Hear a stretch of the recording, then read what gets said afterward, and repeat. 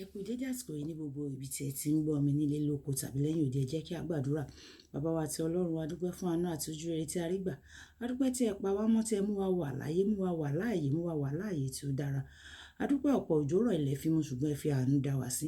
A dúpẹ́ nítorí ẹ tún jẹ́ kí a rí ọjọ́ àìkú mìíràn nínú oṣù keje. Ògo ni fún orúkọ yín. A dúpẹ́ nínú oṣù àṣepé yìí tí ẹ ó ṣe gbogbo ohun tó ń ṣe tiwa ní àṣepé. Ògo ni fún orúkọ yín. Ọ̀rọ̀ náà tí a gbọ́ léni kó ṣe ọkàn àti ayé wa ní rere, kó má ṣe lòdì sí wa ní ọjọ́ ìdájọ́, nítorí tí a gbàdúrà ní orúkọ Jésù Olúwa wa. Àmín. Àmín ní orúkọ Jésù. Ìwé ọ̀run ṣíṣí tí a ti ọwọ́ olùṣọ́ àgùntàn Enoch Adeboye kọ. Èní ọjọ́ àìkú ọjọ́ kẹsàn-án oṣù keje. Èní ọjọ́ àìkú ọjọ́ kẹsàn-án oṣù keje. Àkòrí tí a ó gbéyẹ̀wò sọ wípé ọgbọ́n Ọlọ́run, ọgbọ́n Ọlọ́run. A ó mú àkọ́sórí wa nínú ìwé Kọ́ríńtì kìíní orí ìkíní ẹsẹ̀ ìkarùndínlọ́gbọ̀n. Ìwé Kọ́ríńtì kìíní orí ìkíní ẹsẹ̀ ìkarùndínlọ́gbọ̀n tí ó kà báyìí pé nítorí pé wèrè Ọlọ́run ó gbọ́n ju ènìyàn lọ, àti àìlera Ọlọ́run ó ní agbára ju ènìyàn lọ.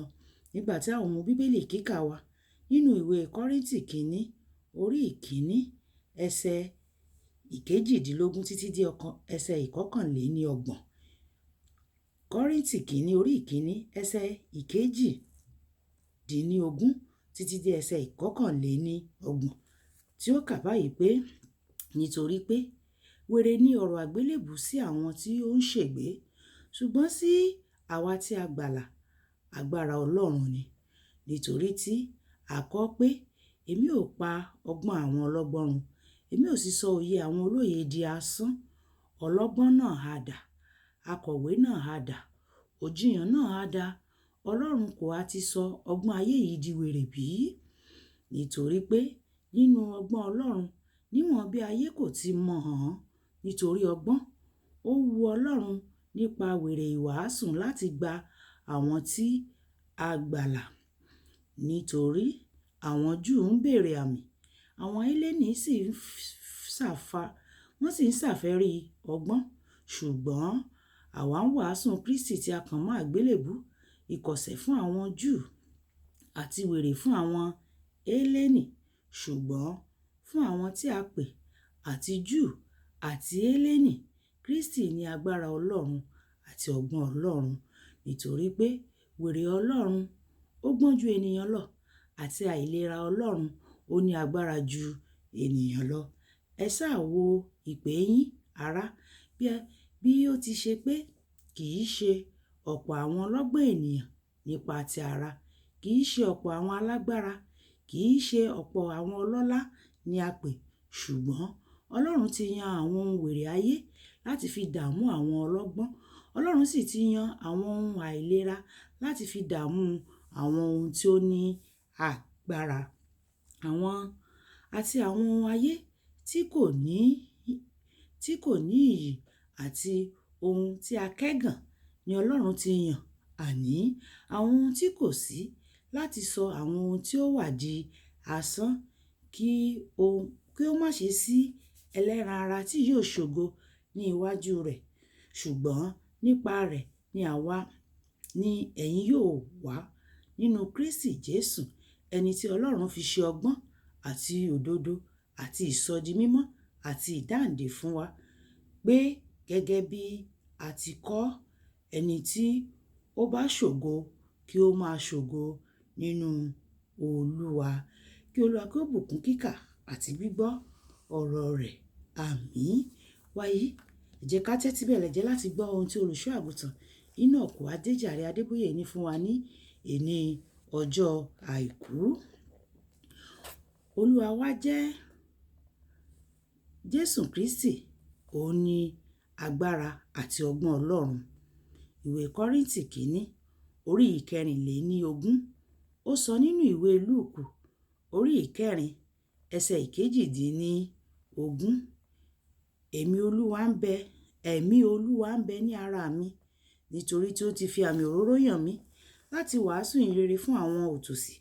Ó sì rán mi wá láti ṣe ìwòsàn fún àwọn oníròbìnújẹ́, láti wàásù ìdásílẹ̀ fún àwọn ìgbèkùn, ìtúríran fún àwọn afọ́jú àti láti jọ̀wọ́ àwọn tí a pa lára lọ́wọ́. Ó ṣẹlẹ̀ pé ẹnikẹ́ni tó bá gba ìhìnrere Kristi gbọ́ bákan náà, ọ̀rọ̀ Ọlọ́run kò lè yé wọn pẹ̀lú èrò tiwọn.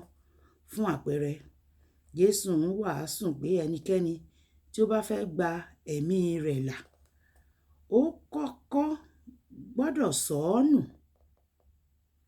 Nítorí rẹ̀, ìwé Máàkù orí 8 ẹsẹ̀ 45, ó tún kéde fún wa pé kí a wá ìsinmi fún ọkàn wa. A gbọ́dọ̀ gbé àjàgà rẹ̀ rù. Báwo ni gbígbé àjàgà rù ṣe lè mú ìsinmi ọkàn wá fún ẹni tí ó gbé e? Ìdí nìyí tí àwọn onímọ̀ sáyẹ́ǹsì àti àwọn fìlọ́sọ́fì fi ń tiraka láti gbà àti láti gbàgbọ́ nínú ọ̀rọ̀ Ọlọ́run. Fún àpẹẹrẹ, èmi gan-an mo bá ara mi nínú ipò yìí nígbà tí mo ṣẹ̀ṣẹ̀ bẹ̀rẹ̀ ìrìn àjò Krìstẹ́nì. Mi nípa dídá ìdámẹ́wàá. Báwo ni ìdá 50 ṣe máa tó nígbà tí gbogbo 100 gan-an kò tó? Mo bẹ̀rẹ̀ nígbà náà. Ọpẹ́ ni fún Ọlọ́run pé mo ti mọ̀ ọ́n dáadáa báyìí. Ìròyìn ayọ̀ náà ni pé Ìṣe àwọn Àpọ́stélì orí 10 ẹsẹ̀ 48, ó jẹ́rìí pé Jésù Kristi ń lọ káàkiri láti wàásù. Ìwàásù rẹ̀ sì mú oríṣiríṣi ìtúsílẹ̀ fún àwọn tó gbọ́ tó sì wá sí ọ̀dọ̀ rẹ̀. Ìwé Mátíù orí 21 ẹsẹ̀ 14. Olùfẹ́, ṣé o gba ìhìnrere náà gbọ́ bí? Ìhìnrere náà ni ìròyìn ayọ̀ bí Jésù ṣe wá sáyé yìí láti gba gbogbo ẹlẹ́ṣẹ̀ là. Ìwé Tímótíù kìíní orí 1 ẹsẹ̀ 15. Èyí ni ọgbọ́n Ọlọ́run tí ó farasin nínú ìhìnrere Jésù Kristi. Wá sọ́dọ̀ rẹ̀ lónìí láti gba ọgbọ́n. Ayé rẹ kò sì ní rí bákan náà mọ́. Kí ni àwọn àìní rẹ? Ó ti ṣèlérí pé bí o bá wá rí, kọ́kọ́ wá ìjọba Ọlọ́run àti òdodo rẹ̀.